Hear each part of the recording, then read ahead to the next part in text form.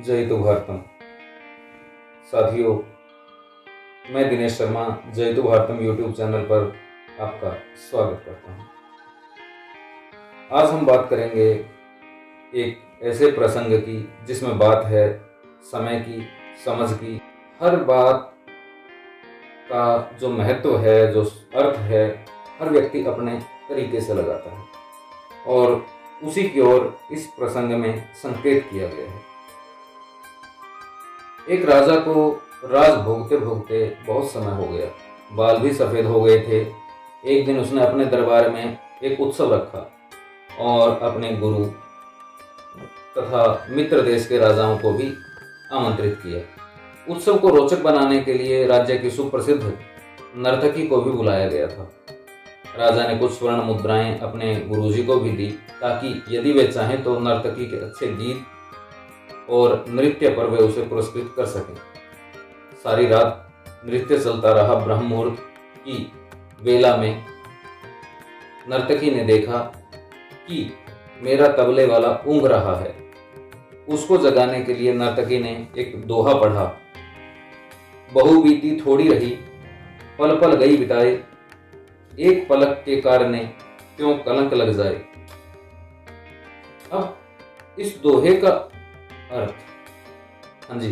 इस दोहे का जो अर्थ है, हर व्यक्ति ने अपने अपने तरीके से अलग निकाला। जैसे कि तबले वाला सतर्क होकर के बजाने लगा। जब यह बात गुरुजी ने सुने तो उन्होंने सारी मोहरें नर्तकी के सामने फेंक दी। वही दोहा नर्तकी ने फिर पढ़ा तो राजा की लड़की ने अपना 9 लखा हार नर्तकी को भेंट कर दिया।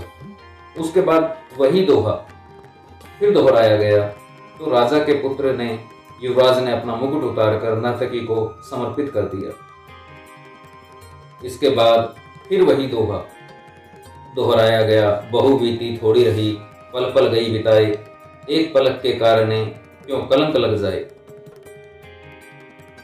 तो राजा ने कहा, बस कर, एक दोहे से तुमने वैश्य होकर भी सब कुछ लूट लिया है। जब यह बात राजा के गुरु ने सुनी तो गुरु के नेत्रों में आंसू आ गए। उन्होंने कहा, राजा आप इसको वेश्या मत कहिए, ये तो अब मेरी गुरु बन गई है, इसने मेरी आंखें खोल दी हैं। इसके कहने का अभिप्राय है कि मैं सारी उम्र संयम पूर्वक भक्ति करता रहा और आखिरी समय में नर्तकी का मुजरा देखकर अपनी साधना नष्ट करने यहाँ आया हूँ। भाई मैं तो चला।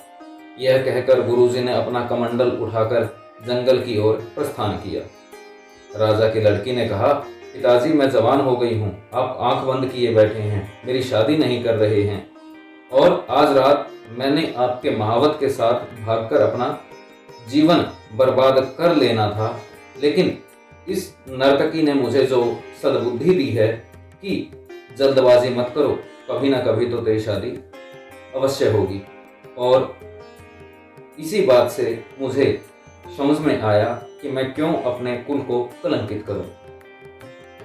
इसी बात के चलते युवराज ने कहा, पिताजी आप वृद्ध हो चले हैं, फिर भी मुझे राज की आज्ञा नहीं दे रहे थे।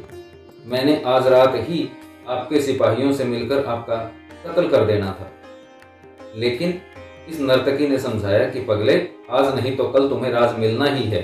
क्यों अपने पिता के खून से अपने हाथ रंगता है, क्यों अपने सिर पर कलंक लेता है, धैर्य धारण कर। इसके बाद राजा ने जब ये सारी बातें सुनी तो राजा को भी आत्मज्ञान हो गया, राजा के मन में वैराग्य आ गया। राजा ने तुरंत फैसला लिया, मैं अभी युवराज का राज तिलक कर देता हूँ। फिर क्या था, उसी समय राजा ने युवराज का राज तिलक किया और अपनी पुत्री को कहा, पुत्री दरबार में से कोई भी एक राजकुमार आप अपनी इच्छा के अनुसार देख लो और उसके गले में वरमाला डालकर तुम अपने पति के रूप में उसे स्वीकार कर लो।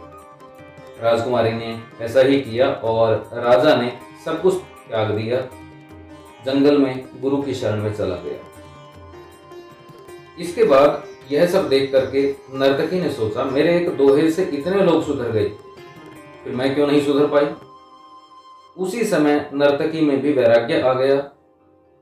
उसने उसी समय निर्णय लिया कि आज से मैं अपना सारे कार्य समाप्त करूंगी, बंद करूंगी और कहा, हे प्रभु, मेरे पापों के लिए मुझे क्षमा करना। बस